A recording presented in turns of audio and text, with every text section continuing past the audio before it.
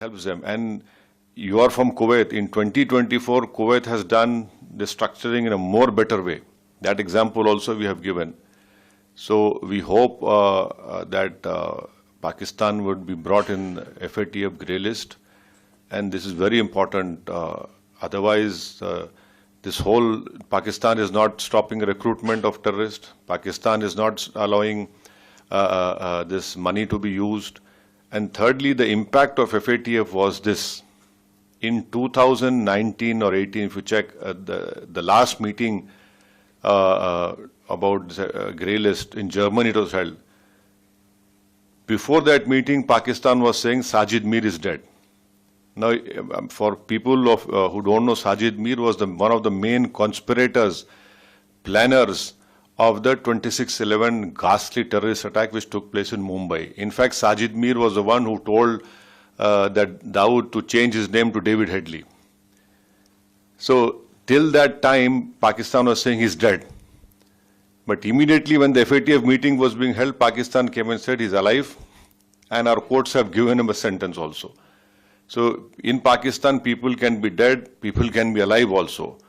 That is how that whole system works over there. So, it is very important that now IMF has placed a lot of conditionalities, but we believe it is not enough. They have to be brought back into FATF grey list, and for that, the GCC, because Kuwait has a Secretary General GCC, they will have to play a very important role in helping India in getting back Pakistan into the FATF grey list. Thank you. Helps them. And you are from Kuwait. In 2024, Kuwait has done the structuring in a more better way. That example also we have given.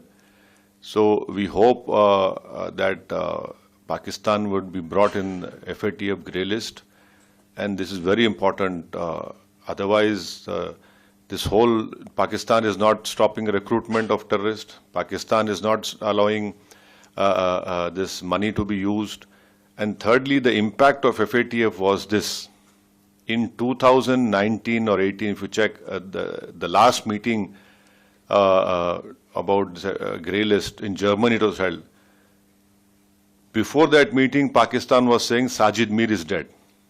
Now, for people who don't know, Sajid Mir was one of the main conspirators, planners of the 26/11 ghastly terrorist attack which took place in Mumbai. In fact, Sajid Mir was the one who told that Dawood to change his name to David Headley.